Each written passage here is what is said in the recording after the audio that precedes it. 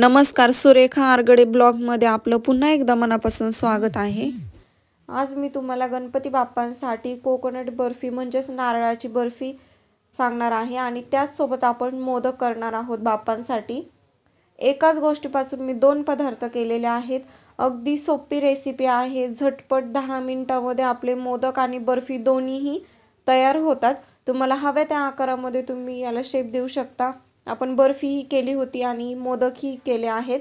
चला तर मग आता आपण रेसिपीला स्टार्ट करूया। तुम्ही मोदक बघू शकता किती मस्त शाईन आलेली आहे आणि सुंदर असे झालेले आहेत। तर मोदक करण्यासाठी सगळ्यात पहिल्यांदा आपण एका पॅन मध्ये एक मोठा चमचा तूप मेल्ट करून घ्यायचा आहे। तूप छान मेल्ट झाल्यानंतर मी यामध्ये खोबरं 1 कप खोबरं घेतलेलं आहे। सगळ्यात पहिल्यांदा त्याचं पाठीमागचं साल आहे ते काढून मिक्सर मध्ये हे बारीक करून घेतलेलं आहे। असे मी 2 कप खोबरं घेणार आहे। तुम्ही कुठल्या पण एका वाटीने किंवा तुमच्याकडे मोठी वाटी असेल त्याने तुम्ही मेजरमेंट घेतलं तरी चालेल, कारण आपण याने सगळे मेजरमेंट घेणार आहोत। तुम्ही याऐवजी डेसिकेटेड कोकोनट घेतलं तरी पण चालेल किंवा मग ओलं नारळ असतं ते घेतलं तरी पण चालेल, पण मी इथे खोबरं घेतलेलं आहे। डेसिकेटेड कोकोनट पेक्षा जे आपलं खोबरं असतं त्याची टेस्ट खूप छान लागते, त्यामुळे मी खोबरं घेतलेलं आहे। आणि हे छान अगदी स्लो गॅसवरती सतत मिक्स करत राहायचं आहे आणि 2 मिनिटं भाजून घेणार आहोत। हलका असं गोल्डन करून घ्यायचं आहे। ते गोल्डन झाल्यानंतर याचा छान असा स्मेल पण येतो। आता हे परतून झालेलं आहे। आपण गॅस ऑफ करूयात आणि हे एका प्लेटमध्ये काढून घेऊयात। तुम्ही बघू शकता हलका गोल्डन कलर आलेला आहे आणि हे आपण एका प्लेटमध्ये काढून घेतलेलं आहे। आता आपण त्याच पॅनमध्ये मी इथे त्याच कपने 1 कप दूध घेतलेलं आहे। यामध्ये साई होती, हे अगोदर गरम केलेलं दूध होतं। तुम्ही डायरेक्ट दूध घेतलं तरी पण चालेल। आणि यामध्ये त्याच कपने अर्धा कप साखर घेतलेली आहे। तुम्ही साखरच्या ऐवजी गूळ ही घेऊ शकता किंवा मग साखर टाकली तरी पण चालेल। आता ही साखर एकदम दुधामध्ये छान असे मिक्स करून घ्यायची, थोडीशी मेल्ट करून घ्यायची साखर। आता साखर मेल्ट झालेली आहे। यामध्ये आपण खवा घेणार आहोत 100 ग्रॅम।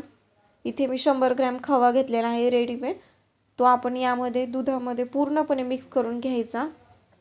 त्याचे लम्स दुधामध्ये राहिले नाही पाहिजे, पूर्णपणे व्यवस्थित असा मिक्स करून घ्यायचा आहे। तुम्ही बघू शकता मी खवा हा मस्त असं दुधामध्ये मिक्स करून घेतलेला आहे। यामध्ये अजिबात लम्स राहिलेले नाहीयेत। आता यामध्ये आपण जे आपण भाजलेलं होतं खोबरं ते आपण यामध्ये टाकूयात आणि हे छान असं मिक्स करून घ्यायचं। आता गॅस मीडियम टू हाय फ्लेमवरती ठेवायचा आणि सतत याला मिक्स करत अगदी 5 ते 7 मिनिटांमध्ये हे ड्राय व्हायला सुरुवात होते आणि पूर्णपणे ड्राय होऊन जातं 5 ते 6 मिनिटांमध्ये। आता तुम्ही बघू शकता याला पूर्णपणे असं मिक्स करत राहायचं। याला लम्स वगैरे अजिबात येत नाही, अगदी इझिली ते मोकळं होतं। आता 5 मिनिटांनंतर तुम्ही बघू शकता छान असं आपलं मिश्रण आहे ते ड्राय झालेलं आहे। याला सतत मिक्स करत राहायचं, कारण खाली लागण्याची शक्यता असते, त्यामुळे आपण मिक्स करायचं अजिबात सोडायचं नाही। यामध्ये मी केसर ऑरेंज कलर टाकलेला आहे छान याला कलर येण्यासाठी। तुम्ही कलर नाही टाकला तरी पण चालेल किंवा तुम्ही दुसरा कुठला कलर टाकला तरी पण चालेल। आता हे छान असं मिक्स करून घ्यायचं आणि तुम्ही बघू शकता एकदम तळ असं सोडायला लागलेलं आहे। आपलं मिश्रण एकदम परफेक्ट असं ड्राय झालेलं आहे। आता अगदी 1 मिनिट याला परतून घ्यायचं आहे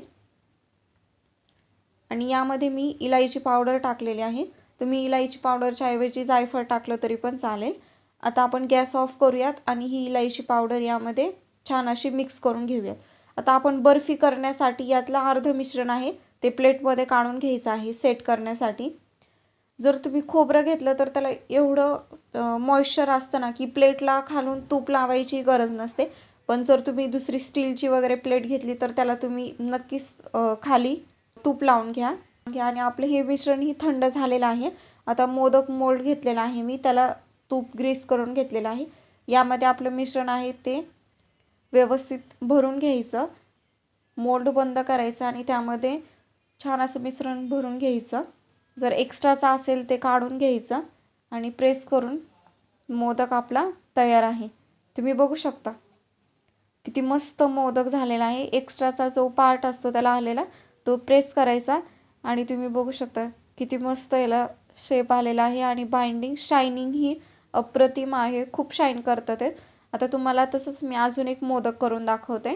यामध्ये पुन्हा एकदा एक गोळा करून घ्यायचा आणि त्यामध्ये प्रेस करून पूर्ण मोदकचं भरून घ्यायचं।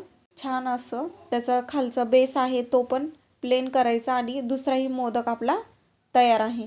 तुम्ही बघू शकता एकदम हलक्या हाताने काढून घ्यायचा। आपण मोदक मोडला एकदा तूप ग्रीस केल्यानंतर दुसऱ्यांदा अजिबात गरज नाहीये तूप ग्रीस करून घ्यायची। आपला दुसराही मोदक मस्त असा तयार आहे। आता आपण असे सगळे मोदक करून घेतलेले आहेत। आता जे बाकी आपण मिश्रण ठेवलं होतं बर्फीसाठी सेट करण्यासाठी तेही थंड झालेले रूम टेम्परेचरवरतीच मी हे थंड केलं होतं। यावरती आपण सिल्वर कोटिंग लावलेलं आहे छान दिसण्यासाठी, मार्केट स्टाईल त्याला लुक येण्यासाठी। तुम्ही त्यावरती नाही लावलं तरी चालेल किंवा मग तुम्ही काजू बदाम किंवा पिस्ताने ह्याला गार्निश केलं तरी पण चालेल।